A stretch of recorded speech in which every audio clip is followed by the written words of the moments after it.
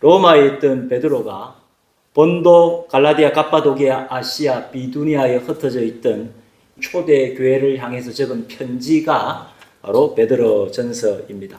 썩지 않고 더럽지 않고 쇠하지 않는 우리들의 산소망이 되시는, 산돌이 되시는 예수 그리스도를 바라보라고 말하고, 믿음 때문에 당하는 고난과 어려움이 있다면 기뻐하고, 거짓 없는 진실된 사랑으로 서로 뜨겁게 사랑하고, 비록 박해를 받고 있지만 로마에 순종하고, 또 종들은 주인에게 순종하고, 또 아내는 남편에게 순종하고, 남편은 아내를 사랑하라고 권면하면서 예수님께서 옥에 있는 영들에게 가셔서 승리를 선포하셨고 승리하셨던 것처럼, 비록 우리도 지금 고난과 박해 속에 있지만 우리도 승리할 것이다는 확신과 용기를 가지라고 우리 지난 시간까지 살펴보았습니다. 오늘 본문 4장 1절 말씀 함께 살펴보겠습니다. 그리스도께서 이미 육체의 고난을 받으셨으니 너희도 같은 마음으로 값없을 삼으라. 이는 육체의 고난을 받은 자는 죄를 거쳤음이니. 여기서 예수님의 고난을 우리 믿음의 갑옷으로 삼으라는 이 말씀은 예수님의 부활과 영광만을 생각할 것이 아니라 십자가 고난을 우리가 기억하고 생각하는 것이야말로 우리 믿음을 지키고 유지하는 믿음의 갑옷이 된다는 의미입니다. 우리가 어려울 때 많이 하는 생각이 있지 않습니까? 누가 나의 이 마음을 알아주리요. 그렇게 생각하지 않습니까? 내가 당하는 이 고통과 이 어려움을 누가 알까? 그러나 예수님이 다 알고 계신다. 예수님께서 이미 다 우리를 위해서 고통당하셨다는 그 사실을 기억하라. 우리 믿음의 갑옷이 될 것이다. 고난을 받는 자가 죄를 거친다라고 말을 했는데요. 이 말은 우리가 어려움을 당하고 고난을 받게 되면은 죄를 짓지 않게 된다는 그런 의미가 아닙니다. 이 욕망을 따르던 이 죄악된 삶을 거부하고 이제 하나님의 뜻을 따르는 삶으로 가겠다라는 결단이 되는 것입니다. 그래서 4장 2절은 이렇게 이야기합니다. 거꾸로는 다시 사람의 정욕을 따르지 않고 하나님의 뜻을 따라 육체의 남은 때를 살게 하려 하니라. 그들이 산자와 죽은 자를 심판하기로 예비하신 이에게 사실대로 고하리라. 여기서 그들은 불신자들을 이야기합니다. 이 그들은 음란과 정욕과 술취함과 방탕과 우상 숭배의 문화를 끊어버리고 거룩하게 살고 싶어하는 이 신자들을 보면서 이상한 자로 여기면서 비방하는 사람들인데요. 지금 우리가 생각할 때에는 뭐 그런 것 가지고 이상하게 생각할 것이 있는가?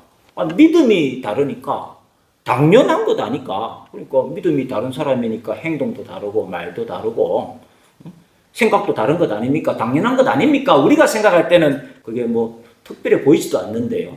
그러나 이 2000년 전의 상황은 많이 다릅니다. 단순히 이 생각과 취향이 좀 다르다라는 수준이 아니라 도저히 상식적으로 이해할 수가 없는 충격과 분노 그 자체라고 말해도 과언이 아닐 것입니다. 왜냐하면 첫 번째로 과거의 친구가 그 삶을 통째로 바꾸어 버렸기 때문입니다. 이 얼마 전까지만 해도 함께 술집에 들어가서 파티를 벌이고 방탕하게 놀던 그 사람이 갑자기 나는 이제부터 거룩하게 살겠습니다 라면서 모든 인간관계를 무로 싹 잘라버리듯이 다 잘라버린 것입니다. 마치 옆에서 보기에는 극단적 금욕주의 사이비에 빠진 것처럼 보였습니다. 술집에 가서 좀 즐기는 게 그게 무슨 그렇게 큰 죄라고 엄청난 죄악이라도 되는 것처럼 그렇게 하는 그 사람의 그 태도가 어제까지만 해도 나랑 같이 가놓고는 이제 와가지고 손바닥 뒤집시 탁 뒤집으니까 너무 배신감을 느끼고 너무 이상해 보였습니다. 두 번째, 이 당시 로마 시대의 종교는 단순한 개인의 믿음이 아니라 국가의 세금을 내는 것과도 비슷한, 또 로마의 종교의 예를 표하는 것은 그 애국심, 나라에 대한 애국심 그 자체였습니다. 그런데 갑자기 그리스도인이 되었다라면서 황제 숭배를 거부하면서 이 국가의 신들을 귀신이다라면서 무시하는 것이었습니다. 이것은 단순히 자기 개인의 취향을 넘어서서 이것은 국가에 대한 도전이면서 국가를 위협하는 반역과 반사회적인 행동으로 느껴졌습니다. 세 번째로 당시 그리스도인이 되는 것은 사회적으로도 자살 행위와도 같았습니다.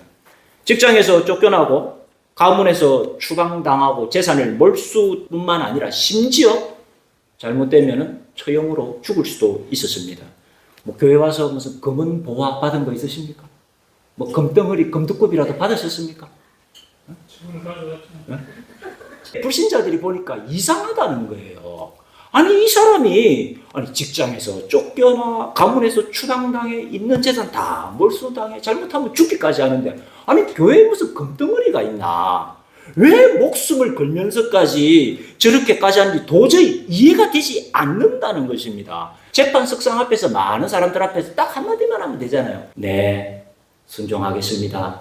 로마의 황제 앞에 순종합니다. 조금만 자기를 죽이고 그 사람들이 보면 그런 거예요. 뭐 자기 안 죽고 사는 사람 누가 있나? 나도 다 직장 생활하면서 나를 죽이면서 산다. 너도 좀 죽어라. 그러면 너도 살고 가족도 살고 다 사는 것 아니냐? 왜 그렇게 고집을 피우냐고. 그래서 이제부터 믿지 않겠습니다 하면서 성경책 주는 모습만 보여주면 살 수 있잖아요. 그런데 그걸 못해가지고 왜 사람이 저렇게 고집스러운지 도저히 이해가 되지 않았다라는 것입니다. 그들이 이것을 사실대로 구하리라. 그 사실을 이제 사실대로 말할 것이라는 것입니다. 저 사람들이 재산을 잃고 쫓겨나고 무시를 당하고 우리가 이상히 생각하고 비방하고 죽어도 내가 잘못한 거 아니다. 우리는 살 기회 줬다. 예. 지가 죽은 거라고. 전혀 불쌍하지 않고 전혀 미안하지 않고 뭐 죽어도 싼 사람들이라고. 마음속에 그렇게 생각하는 걸 사실대로 하나님 앞에 다 계산하고 구하게 될 것이다 라는 이야기입니다. 6절 말씀 같이 읽겠습니다. 이를 위하여 죽은 자들에게도 복음이 전파되었으니 이는 육체로는 사람으로 심판을 받으나 영으로는 하나님을 따라 살게 하려 함이라. 죽은 자들에게 복음이 전파되었다라는 이 말은 좀 오해의 소지가 있는데요. 사람이 죽었다가 복음을 듣고 다시 구원받는다는 그런 뜻이 아닙니다. 그렇게 오해하시면 안 됩니다. 이 말씀은 과거에 복음을 듣고 믿었던 성도들을 말하는 겁니다. 지금은 죽어 있는 거죠, 우리가. 즉 당시에 많은 성도님들이 고난을 받다가 죽었는데요. 그래서 세상 사람들이 그것을 조롱하였습니다. 하나님이 살아계시다면서 왜 저렇게 교회 다니는 사람이 비참하게 죽는 것인가? 하나님이 없는가 보지. 저렇게 비참하게 죽고 하는 것은 저건 저주받은 삶이지 저게 온전한 정상적인 삶이라고 할 수가 없다라면서 무시하면서 조롱을 하였습니다. 육체로는 사람으로 심판을 받으나 그렇게 보여서 조롱도 하고 비판도 하고 실제로 육체는 우리가 어떻게 됩니까? 우리도 늙고요. 우리도 칼에 찔면 아프고요. 우리도 처형당하면 죽게 됩니다. 심판을 받아서 죽는 것처럼 그렇게 죽임을 당했지만 하나님께서 우리 영혼을 살려주시고 천국 백성으로 삼아주신다는 말씀을 하고 있는 것입니다. 베드로는 마지막 때가 가까웠기 때문에 정신을 차리고 근신하며 기도하고 서로 뜨겁게 사랑하라고 권면하는데요. 왜냐하면 사랑은 허다한 죄를 덮기 때문이다고 말합니다. 여기서도 이제 오해는 없었어야 하는데요. 8절 말씀에 사랑은 허다한 죄를 덮는다는 이 말씀의 뜻은 사랑의 실천의 행동으로 죄를 용서받는다는 뜻이 아닙니다. 그리고 또 이 말씀은 살인, 강도, 도둑질과 같은 범죄 행위까지 덮어주라는 말씀도 아닙니다. 그리고 이 상습적이고도 의도적인 기만과 비방을 피해자가 있고 피해자들이 고통을 당하고 있는데도 그냥 다 내버려둬라는 그런 의미도 아닙니다. 여기서 말하는 죄는 사소한 실수라거나 아니면 자신의 잘못을 인정하고 뉘우치는 죄를 덮어준다는 의미입니다. 우리 9절 10절 말씀 같이 읽겠습니다. 서로 대접하기를 원망 없이 하고 각각 은사를 받은 대로 하나님의 여러 가지 은혜를 맡은 선한 청지기 같이 서로 봉사하라. 교회에서 내가 막 음식도 차려주고 반찬도 해오고 막 해주면서 원망하지 말라는 이 말입니까?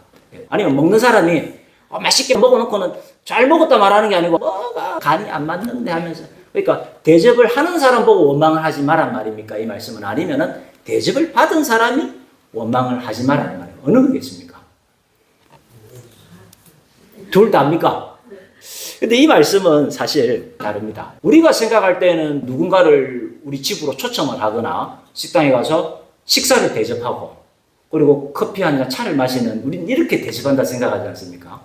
그런데 2000년 전에 이 시대에 지금 성도들 간의 이 대접은 그런 대접을 초월하는 대접입니다. 당시에는 이 박해가 있었기 때문에 재산을 잃어버리고 잡히면은 처형을 당해서 죽을지도 모르는 도망자 신세가 된 성도들을 숨겨주고 대접해줘야 하는 상황입니다. 하루 이틀이 아니고 수개월씩 먹여주고 재워주는 이런 대접이 없을 수 없는, 만약에 이걸 거절하게 되면은 죽는 거죠, 잡혀서.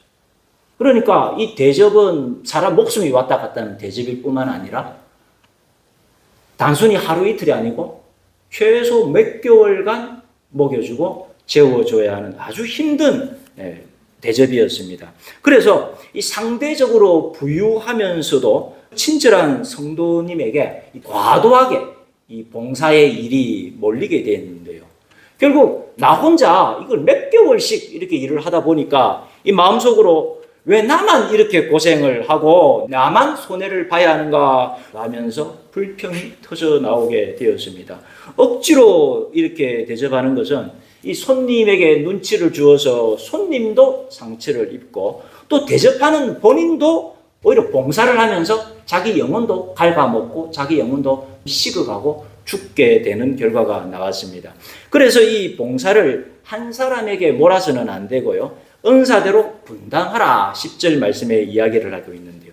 숙식을 제공하는 사람, 물질을 제공하는 사람, 교통을 제공하는 사람, 이렇게 다양한 은사대로 이 일들을 분담하여서 선한 청지기 같이 이 사명들을 감당하는 지혜가 필요하다라고 이야기를 하고 있습니다. 뭐 무조건 뜨겁게 사랑하니까 권사님 혼자 다 하세요. 그렇게는 안 된다는 거예요. 그러면 힘들어가지고 혼자 자빠지게 된다는 거죠. 이렇게 지혜롭게 또 일을 처리를 하는 것이 필요하다라고 이야기를 하고 있습니다. 11절 말씀 같이 읽겠습니다. 만일 누가 말하려면 하나님의 말씀을 하는 것 같이 하고 누가 봉사하려면 하나님이 공급하시는 힘으로 하는 것 같이 하라. 참 멋지고 아름다운 말씀이죠. 하나님의 말씀을 하는 것처럼 이 교회에서 성도 간에 말을 하고 또 하나님께서 공급하시는 힘을 가지고 하는 것 같이 하라. 참 멋지고 아름다운 말씀이 아닐 수가 없습니다. 그래서 이 말씀을 읽으니까 좀 위로도 되고 힘도 되지 않습니까? 이 말씀은 또 어떤 면에서는 그렇게 쉽고 간단한 말씀은 아닙니다. 여기서 하나님의 말씀을 하는 것 같이 하라는 이 말씀은 말을 조심하라도 아니고요. 그렇다고 지금부터 제가 하는 이 말씀은 하나님의 말씀과 같은 권위가 있습니다 라는 그리고 또 교만하게 하라는 뜻도 아닙니다. 그러면은 하나님의 말씀을 하듯이 말하라는 것은 도대체 무슨 뜻입니까? 도대체 어떻게 하면 우리는 하나님의 말씀을 전할 수 있을까요? 사실 목사가 하나님 말씀 전한다고 설교 시간에 하지만 설교 시간에조차도 뭐 하나님 말씀이다 우리가 기도하지만은 아무리 그래도 목사가 자기 생각을 고집하고 듣기에 거북스러운 말을 하고 이러면은 많은 분들이 그것은 목사님 생각이지요 라고 할 수가 있는데요. 말씀을 훈련받은 목사도 그런데 우리 일반 성도님들이 어떻게 하나님의 말씀을 하는 것처럼 말할 수 있겠습니까? 그래서 저희들이 신학교 다닐 때에 목사들이 제일 하고 싶은 게 뭡니까? 맨날 기도하니까 권사님, 장로님이 목사님 위해서 기도하지 않습니까? 내가 기도를 열심히 해서 응답을 받았는데 하나님께서 말씀해 주셨습니다. 당신이 틀렸다고 합디다. 하나님께서 마음이 아프시다고 전해달랬습니다. 면서 하나님 말씀을 전하면 하나님 말을 하는 것입니까? 이것이 하나님 말씀인가요? 4장 7절 말씀 같이 읽겠습니다. 만물의 마지막이 가까이 왔으니 그러므로 너희는 정신을 차리고 근신하여 기도하라. 여기서 중요한 조건이 붙는데요. 뭐라고요? 정신을 차리라. 그 다음 또 뭐가 붙습니까? 근신하라는 말이죠. 근신한다라는 이 헬라어 네포라는 이 단어는 술 취하지 않은 맑은 정신, 감정에 휘둘리지 않는 냉철함을 이야기합니다. 신비한 영적 체험을 통해서 내가 하나님의 음성을 들었다는 식으로 사람들에게 말하는 것을 주의하라는 것입니다. 정신을 똑바로 차리고 근신하여서 맑은 정신으로 막 내가 비몽사몽간에 막 예언을 하고 계시를 보고 막 그렇게만 하려고 하는 것을 주의하라는 것입니다. 하나님의 음성을 들었다면서 하나님을 이용하여서 내가 당신에게 섭섭하다는 말, 미움, 당신을 판단한다는 것, 그렇게 자기 자랑을 하는 것을 멈추라는 뜻입니다.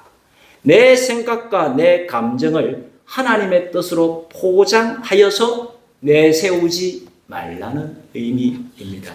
지금 베드로 전서를 누가 적었죠? 베드로가 적은 거 아닙니까?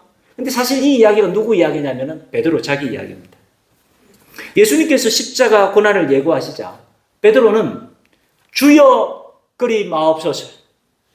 이 일이 결코 주님께 미치지 아니하리이다라고 마태복음 16장 22절에서 이야기하는데요. 그럴 수는 없습니다. 결코 예수님께서 십자가에서 죽는 일은 있을 수도 없고 제가 그렇게 하도록 내버려 두지도 않을 것입니다 라면서 결사 반대를 합니다. 자기 생각이 하나님 뜻이라고 착각하면서 이것이 예수님을 위한 길이다라고 100% 하나님의 뜻이라고 확신을 하는데요.